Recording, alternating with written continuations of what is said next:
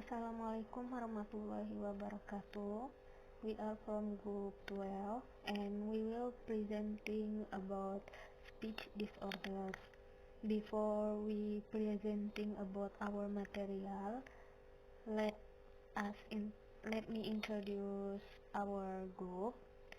I am Mutiara Aisyah as a first speaker and Farihalin Mahfuzoh as the second speaker. Let me start. Speech disorders. Speech disorders is an umbrella term referring to any combination of difficulties with perception, motor production,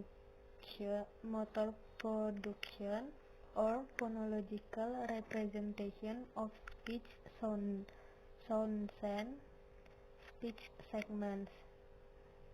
For example, like in syllable shape, structure, and stress that impact speech intelligibility. Speech disorders can affect the way a person creates sounds to form words. Some people with speech disorders are aware of what they would like to say, but unable to articulate their thoughts. Speech disorder can affect adults and children. In speech disorders, there are three types of speech disorders. First is stuttering. Stuttering refers to a speech disorder that interrupts the flow of speech. The symptoms of stuttering can vary depending on the situation, stress, excitement, or frustration. And the second type of speech disorder is apraxia. Apraxia is a motor speech disorder. Children with apraxia speech have problems saying sounds, syllables, and words, and the brain have problems planning to move the body parts needed for speech. And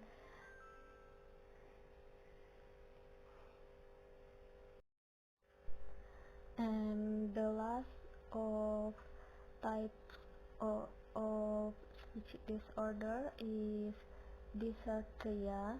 Dysarthria is a motor speech disorder.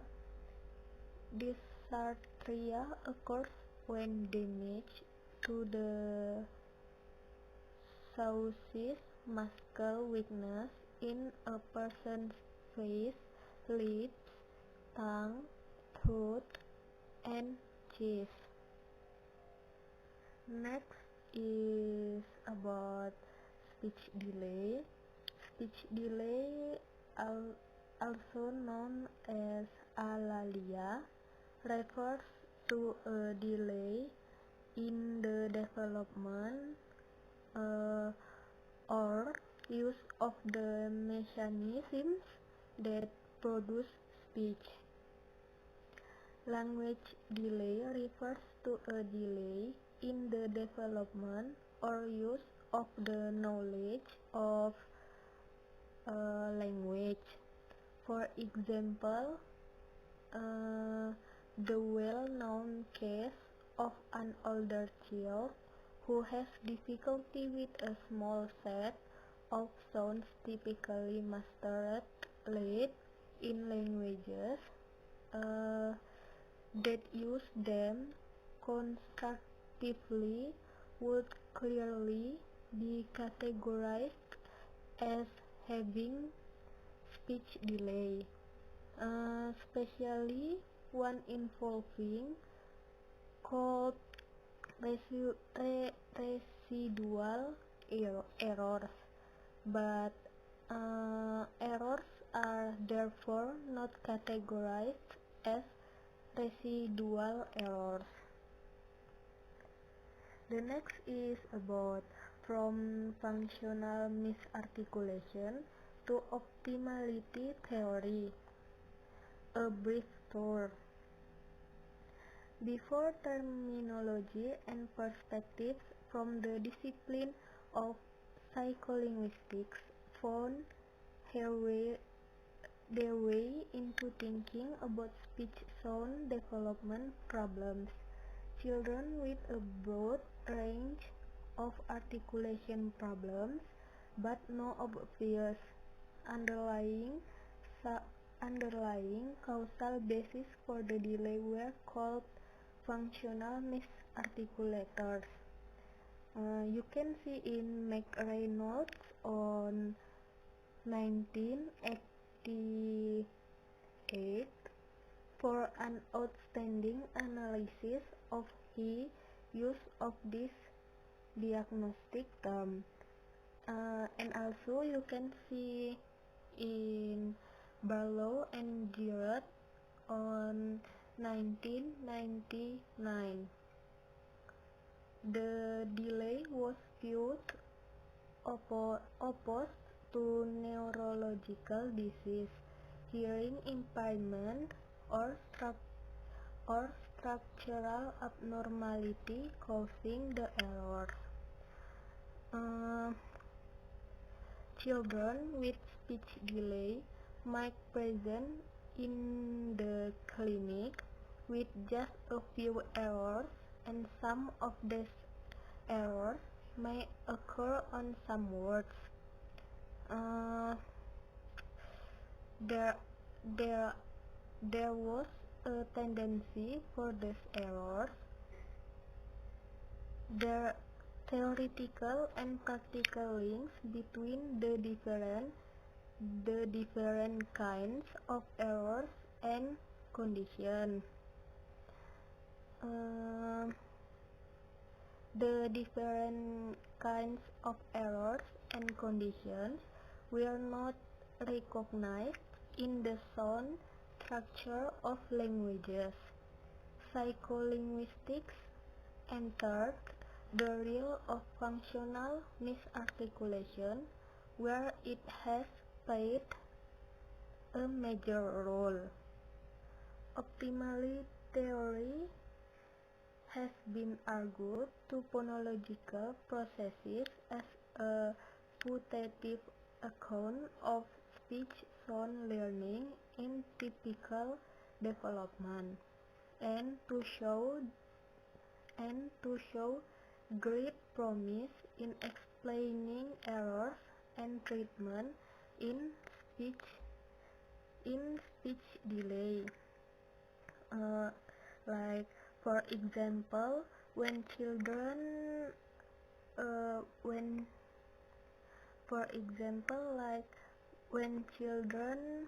produced cool, it means school. From this observation lead to a reformulation of the functional misarticulation.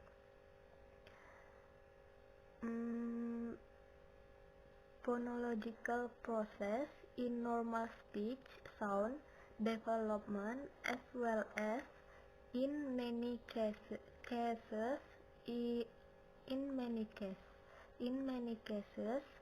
of speech delay. Optimality theory, or OT, has attracted substantial amounts of criticism, most of which is directed at its application to phonology. Phonology refers to the speech sound system of language.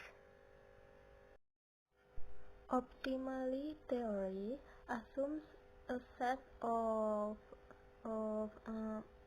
constraints operating between uh, underlying forms, which are the surface or phonetic representations. Optimally theory has been claimed to be a better paradigm than phonological process for uh, understanding developmental speech sound errors. And the next is consistency and modifiability of errors. Does the theoretical viewpoint matter? As pointed out by Giroud on 1998, the treatment plan for a given child is very much dependent on the diagnostic procedures used to identify the details of a child's speech delay. The diagnostic procedures used will depend on the examiner's theoretical orientation. Uh, the primary issue in matching a treatment plan to a diagnostic profile is that of uh, generalization. Uh, the most basic is the spread of treatment effects from a treated sound to other. Uh, for any one of the constraints, there is probably little argument about simplifying nature, but a more par- but uh, but a more pertinent question is why one Magnus constraint gains supremacy over another, a necessary condition to produce the one-way implicational error patterns and preferred clean and preferred uh, um, clinical targets. And the next material will explain by Farihalin Mahfuzoh. Okay, I'm Farihalin. I will continue about the additional thought on OT and error variability. Individual children may produce a sound correctly in some word position, but not others, and even this pattern may be inconsistent. Children may be inconsistent in sound production in a word-specific way, maybe incorrectly in others, or even for the same position in word. One approach to dealing with this kind of very particular inconsistency is to invoke new constraints. In theory, OT or optimality theory could explain any pattern of sound errors simply by invoking new constraints. Optimality theory, it is how we can use constraints to describe how phonology behaves, how we rank which rules we are most about breaking, and how changing our priorities leads to totally different sound outcomes. And the outcomes represent the best candidates of the ones causing the least serious violation. In OT, all languages draw on the same basis set of constraints on what you can do with your phonology. And all languages can fit just about any candidate string of sounds into their phonological machines. So, the constraints are the same, and the input are potentially the same, but we end up with vastly different outputs. OT also has been claimed to be a better paradigm than phonological processes for understanding developmental speech sound errors, because processes are seen as relatively clumsy in their sequential application as compared to the parallel processing in OT, and are ill-adapted to handling the common intra and interchild variability in speech sound production. So, this makes the theory excessively powerful. Next, uh, next topic is about VOT and the voicing distinction in speech disorder. Voice onset time, or also called as VOT, refers to the interval between the release of stop consonant and the onset of the vocal fold vibration for the following vowel, which reflect the subtle temporal coordination between larynx muscles and oral speech articulators. Thus, during motor speech development, the acquisition of voicing contrast may be an indicator of the developmental changes in speech gestural coordination. English has two voicing categories for stops: the voiceless of aspirated group, such as p, t, and k, and the voice group, such as b, d, and g. Voiceless, voiceless stops in English are produced with VOT in excess of about 30 millisecond long leg VOT, and for voice stop have VOT less than 20 millisecond for short leg VOT. And speakers who have degenerative or acquired neurological disease are known to produce voicing error for stop consonants. For example, on the patient of post-stroke. Post-stroke patient who on perceptual analysis produce an apparent speech error of replacing a voiceless stop consonant such as p into b, and whose voice onset time or the VOT for the error is in the short leg range may less than 20 milliseconds rather than the target appropriate, and for the leg range is greater than 30 milliseconds, and it might be said to produce a phonemic, not a phonetic error. On this view, the patient is making an error of selecting the wrong phonological unit. And next, psycholinguistics meets speech physiology. So, variation in the timing and the intergestural coordination between the larynx subsystem and articulators are commonly used to produce linguist contrast for consonant voice and voiceless stop in English.